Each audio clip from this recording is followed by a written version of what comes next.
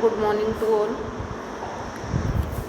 Dear students, we are doing our chapter 4, and in that case we studied about various type of forces, and our chapter is force and pressure. तो देखो हमने force पढ़ ली है.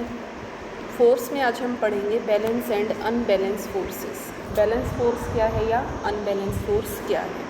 तो जैसे हमें पता है कई बार आप ये देखते हो एक से ज़्यादा फोर्स किसी ऑब्जेक्ट पर एक्ट करती है.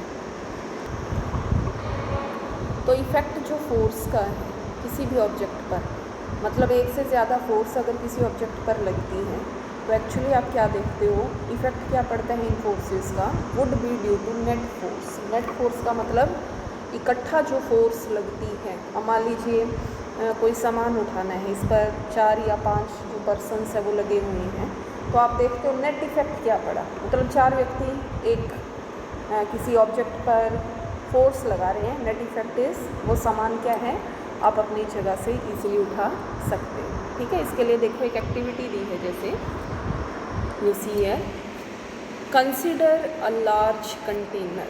आप एक बड़ा कंटेनर देखते हो जिसमें एक हैवी मटेरियल है. ठीक है, देख लिया आपने.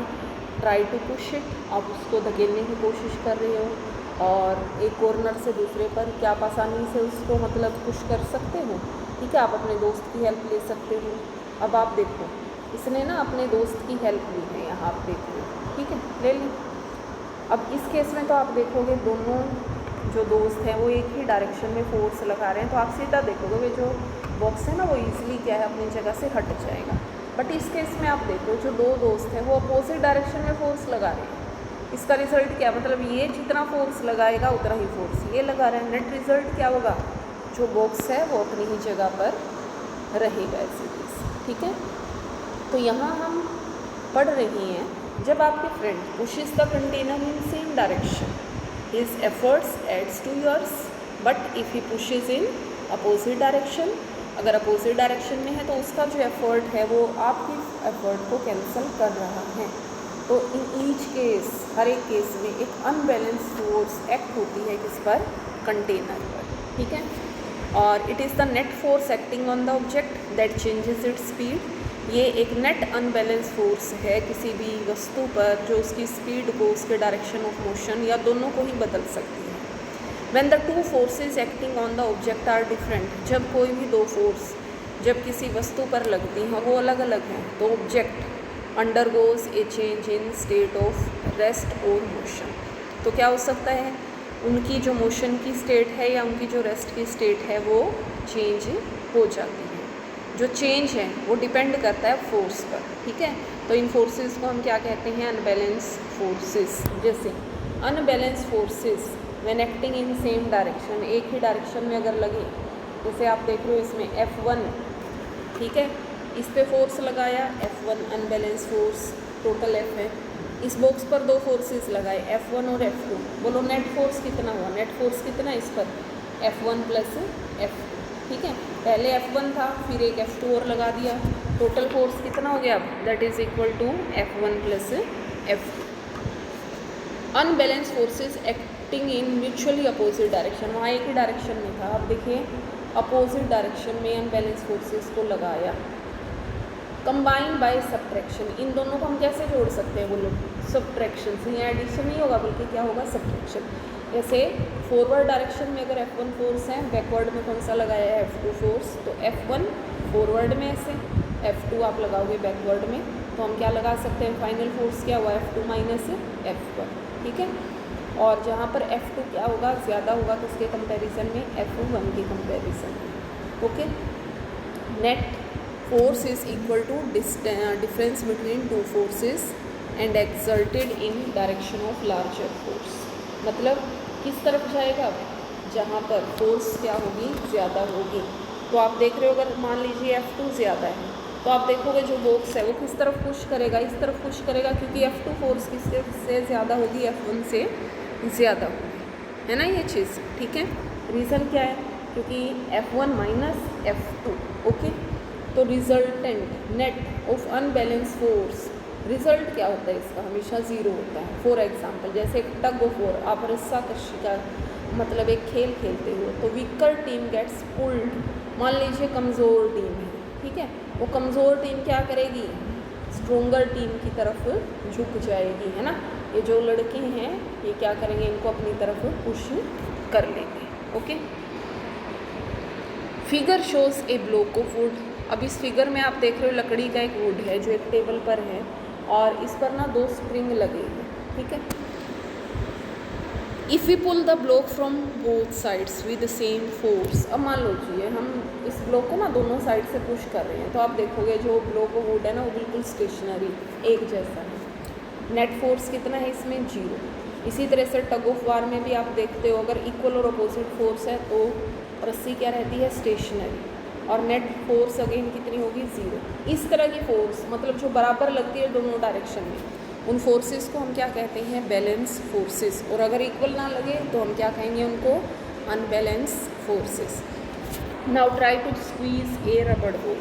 अब एक रबड़ बॉल को स्क्वीज निचोड़ने की कोशिश करो अपनी हथेली से, जितना आप फोर्स लगा सको दोनों साइड से।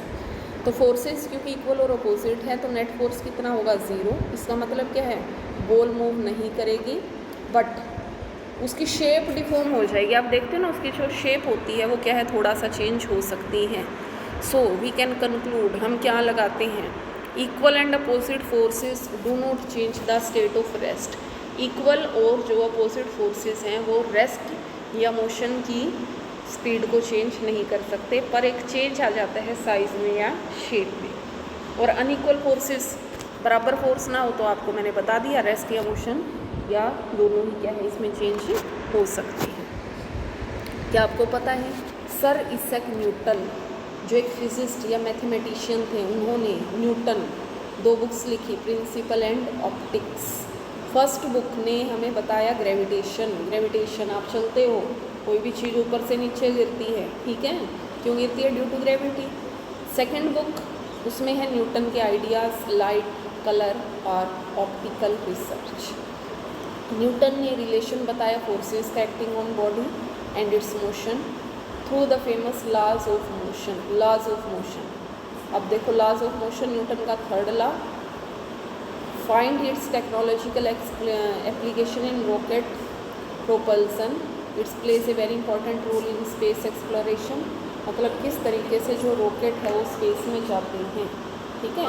तो लॉज ऑफ मोशन न्यूटन ने बताए हैं, देखो 3 law, Newton first law, second law, ठीक है।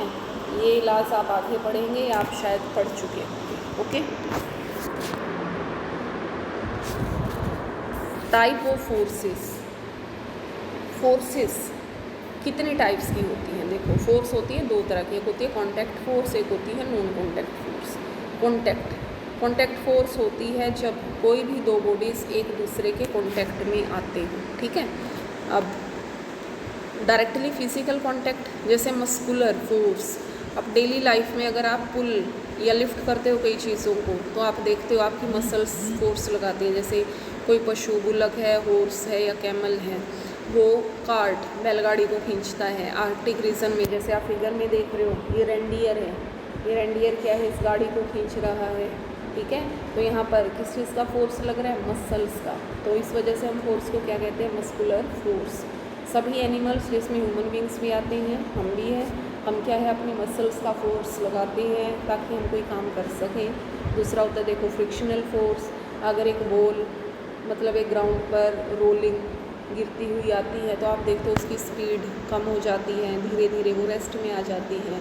In order to move a bicycle, अगर आपको एक बाईसाइकिल सीधे रोड पर चलाना है तो आपको क्या लगाने पड़ते हैं, पेडल्स को लगाना पड़ता है। और अगर आप सपोज एकदम ब्रेक लगा देते हो, ठीक है, ब्रेक लगाया आपने तो क्या होता है, तो ब्रेक लगाने से आपको पता है फाइनली क्या होगा, फ्रिक्शनल फोर्स, मतलब रोड के बीच में और साइकिल के टायरों के बीच में एक फोर्स आएगी जिसको हम क्या कहते हैं, फ्रिक्शनल फोर्स।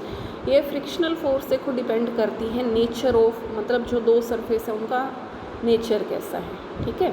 तो फ्रिक्शनल फोर्स ना हमेशा अपोजिट होती है डायरेक्शन ऑफ मोशन की, ठीक, अपोजिट। अगर आप सीधा जा रहे हो तो फ्रिक्शनल फोर्स अपोजिट होगी, ओके। तो ज़्यादा हम फ्रिक्शन के बारे में नेक्स्ट चैप्टर में पढ़ेंगे। आपका next chapter it is related to friction, okay. Thank you.